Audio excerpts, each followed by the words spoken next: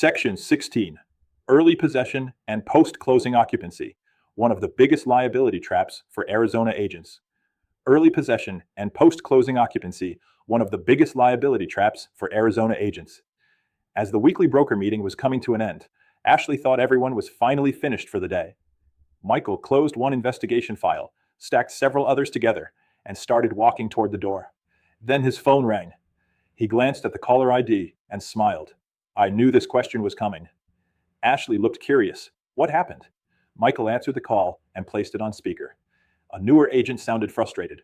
Michael, my buyer's apartment lease expires 3 days before closing. The seller already moved out. They both agree the buyer can move in early. Can I just write something up? Michael smiled. I've probably answered this question 100 times. David laughed. And I've probably answered it another 100. Ashley looked around the room. So what's the answer? Michael didn't hesitate. My first answer is always, I wish they wouldn't. Everyone laughed. But if they insist, then we slow the transaction down. Ashley looked surprised. Really? They both agree. Michael nodded. And that's exactly when agents get into trouble. He explained that early possession, pre-possession, and post-closing occupancy, post-possession, create legal relationships that extend far beyond the purchase contract. Although they often appear to be simple accommodations between cooperative buyers and sellers, they introduce insurance concerns, liability issues, property maintenance responsibilities, occupancy rights, and the possibility of landlord-tenant laws applying to what was originally intended to be nothing more than a real estate sale. David smiled. I've never seen a possession agreement become complicated until something goes wrong. Ashley laughed. What kind of things go wrong? Michael smiled. How much time do you have? The room laughed. He explained that buyers frequently request early possession because their lease expires before the scheduled closing date. Sellers often request post-closing occupancy because the home they're purchasing is not yet ready for move-in. On paper, the arrangement seems simple. In reality, Michael explained, you're introducing entirely new legal issues into the transaction. He reminded the class that the Arizona Department of Real Estate specifically addresses this risk in AAC R4281101K. The Commissioner's rule requires licensees to recommend the clients seek appropriate advice from qualified insurance, legal, tax, and accounting professionals regarding the risks associated with pre-possession and post-possession arrangements. So ADRE already recognizes these situations are risky. Exactly, Michael replied. That's why the rule exists. He continued. When a buyer moves into a property before the close of escrow, who is responsible if the water heater bursts? Ashley thought for a moment. The seller? Michael smiled. Not necessarily.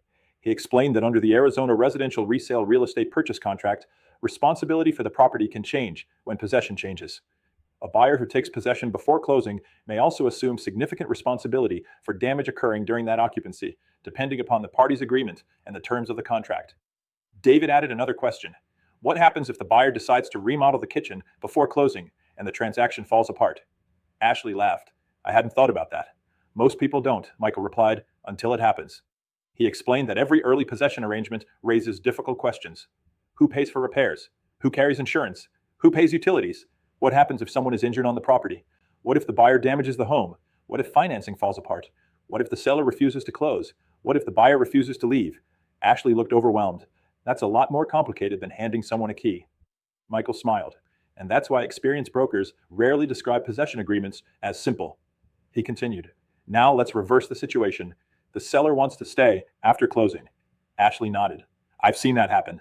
So have I, Michael replied. But remember, once the transaction closes, ownership has changed. He explained that after the close of escrow, the buyer becomes the owner of the property. If the seller continues occupying the home, the parties should clearly document their respective rights and responsibilities. Depending upon the agreement and the circumstances, landlord-tenant laws may also become relevant. Buyers should understand that they now own the property, while sellers should recognize they no longer have ownership rights simply because they remain in possession. David smiled. I always tell buyers one thing. Ashley looked at him. What? If you're letting the seller stay, remember they're no longer the seller. They're an occupant, and those are two very different legal relationships. Michael nodded. He explained that possession agreements should address insurance responsibilities, occupancy dates, rent or occupancy fees if applicable, utilities, security deposits where appropriate, property condition, maintenance obligations, pets, smoking, alterations, and procedures if someone fails to vacate on time. Just as importantly, licensees should avoid drafting provisions that cross into the unauthorized practice of law. and should involve their designated broker whenever unusual circumstances arise. Ashley smiled. So our job isn't to solve every legal issue. It's to recognize when legal issues exist. Michael nodded, and then recommend the appropriate professionals. He reminded everyone that real estate licensees are transaction facilitators, not attorneys, insurance adjusters, tax advisors, or landlords. When possession issues become complicated, the safest course of action is to involve qualified professionals before the parties sign an agreement. You know what my favorite possession agreement is? Ashley smiled. What? The one nobody needed because everyone waited until closing. The room laughed. Michael closed the file. I understand why buyers want early possession. I understand why sellers need extra time. But every exception to the normal closing process increases risk. And every increase in risk requires better communication, better documentation, better broker involvement, and sometimes advice from professionals outside real estate. Ashley closed her notebook. So today's lesson isn't really about possession. Michael smiled. No. It's about recognizing when a simple favor can become a complicated liability, and protecting your client and your license before that happens. Real-world Arizona example. An Arizona buyer moved into a property 4 days before the scheduled close of escrow because the seller had already relocated. 2 days later, a plumbing leak caused significant water damage throughout the home. The parties immediately disagreed over who was responsible for the repairs: insurance claim, deductible, temporary housing, and damaged personal property.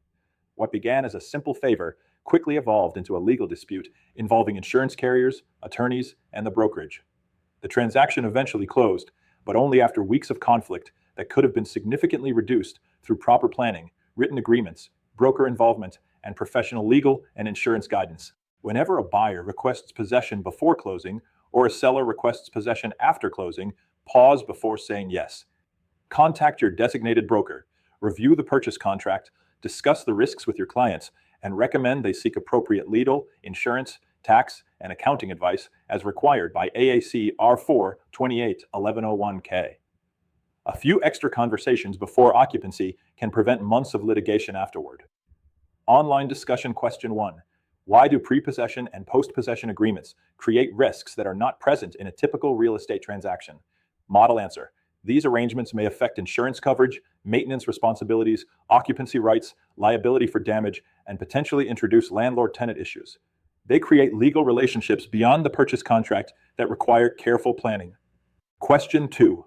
Why does the Arizona Commissioner require licensees to recommend that clients seek professional legal, insurance, tax, and accounting advice regarding possession agreements? Model answer. Possession agreements involve issues outside the normal scope of a real estate license. Qualified professionals can advise clients on legal rights, insurance coverage, tax implications, and financial consequences that licensees should not attempt to interpret. Question 3. Michael says that every exception to the normal closing process increases risk. Do you agree? Why or why not? Model answer. Yes. Deviating from the standard process often creates additional responsibilities, liability, and uncertainty.